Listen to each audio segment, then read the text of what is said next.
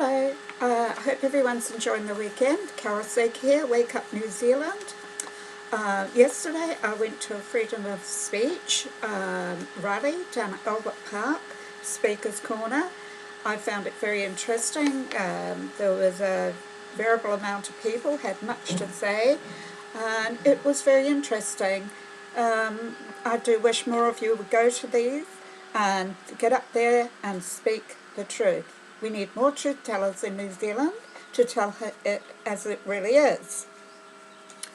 Well, I've been thinking about how all these migrants that are coming into New Zealand, have they got official, formal identification? Because they come from some way out places in the Middle East and what have you, and I'm wondering about those who even don't want to get their real identification. How do they get into New Zealand?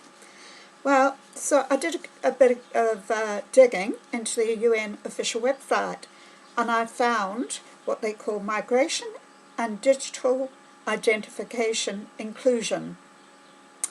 I actually accidentally came across this because I was looking at the bank fees for Kiwi Bank New Zealand, and I see they're getting into inclusion,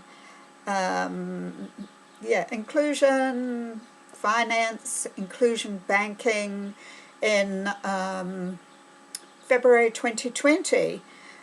Just the word inclusion sort of drew me to what was this, what's going on. So what I found out was that United Nations gives global support for migrants and refugees with digital identification if they haven't got formal identification. And there's a billion or so refugees, migrants, without formal identification. So, as New Zealand citizens, we couldn't go to another country, to China, Africa, anywhere in the world, without formal identification. But it appears that the UN have every right to make sure that these migrants receive this identification, this digital identification. So the UN Commissioner for Refugees and Migrants is deliberately creating a digital identity ecosystem to support refugees with no ID. Digital identification will enable and enhance refugee registration and identity verification as an opportunity for refugees to reassert themselves, give them a sense of personal autonomy and political agency. This is what the UN states, both individually and collectively. Now, this is stated on the UN official website, people. The UN 1994, that's 1994 Guide to Registration of Refugee, notes the importance of, in brackets, promoting community responsibility and participation in all stages of the process of migration. The United Nations state that refugee registration entails the making of a political unit. The United Nations state that the stakeholders, that's the governments, must be aware of the potential downsides. There are downsides of the economic inclusion via digital identification and risks of impoverished, indebtness, entrenching economic inequality. Note that UN also states to be cautionary, as these digital systems have possible rates of failure. Surely, people, we should be concerned about this digital identification techniques.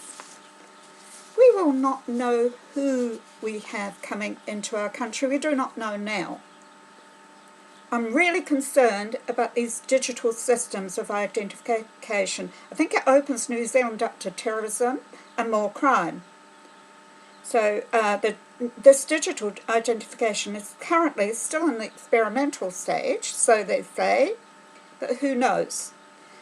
So the UNHCR strategy on digital identification and inclusion, well, they say globally more than 1 billion people lack identity papers. They actually say that. So how are they getting them into this country? I ask you, from a security point of view, surely this is really reckless. It's bloody reckless, isn't it? This system, New Zealand, can be exploited any way, which way they want to. And does the government care? Ardern certainly doesn't care, and nor does Peters. So the UN call this a human rights approach to data, leaving no one behind in 2030 UN agenda. Again, we're getting to the UN Agenda 2030. We're talking about sustainable developments, the SDGs. When the UN state went on about UN migration, global depopulation, is anyone aware that there's a UN replacement depopulation division in the UN?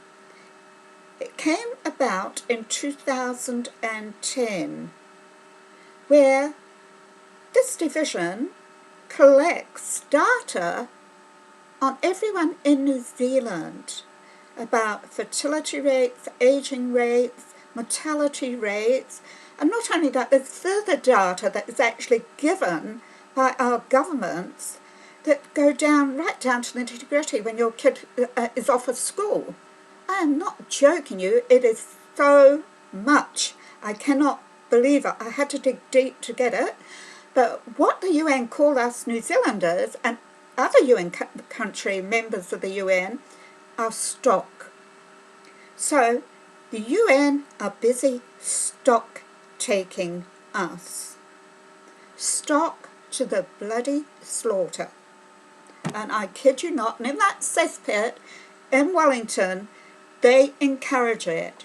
And their silence is bloody deafening, isn't it?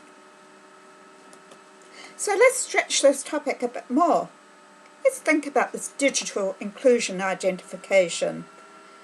Think of it, how limitless it can be. We can stretch it further. Controlling social networks, personal data, global finances, economies, and of course, immigration. So if you take yourself off the grid, you might just escape it. But it's really difficult to do that these days. So for migrants and refugees, they enjoy a kind of identity anonymity through digital identification. That also means we have no idea about who these migrants are, where they come from, no history, and they enter over into New Zealand. They cross our borders. We have open borders. Thank you to Peters for agreeing to the UN Global Compact of Migration. So how is digital identification produced, or should I say manufactured? For example, there are these factors. They use contact lenses. If they've got contact lens, then they make a note of that. Many of them won't, but many of them will too. So how dilated the eye lens is. Okay. Pupil dilation, scarring, facial recognition. Studies have also shown that the commercial facial recognition software performs better on faces that are white and male.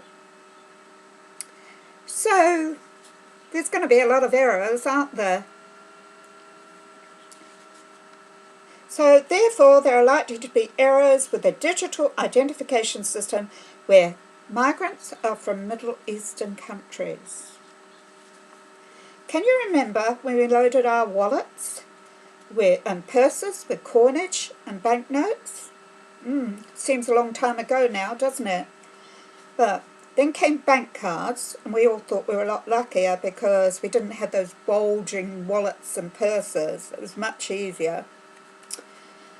What will the next step be? Digital global money? With the World Bank in control? The UN World Bank in control? Well, I fear so, because city banks are already planning this. They're planning the future of global digital money. Now, people, I want you to sit on that and think how much power that means. It means power. It means the country can be blackmailed. It means individuals can be blackmailed. Do as I say, or I'm going to cut you off financially. It's a stronghold. Think of the economy, everything. So, you need to think about that. And we need to start standing up. And we need more truth tellers. We need to connect with each other. We need to speak up. And we need to listen up. Thank you, people.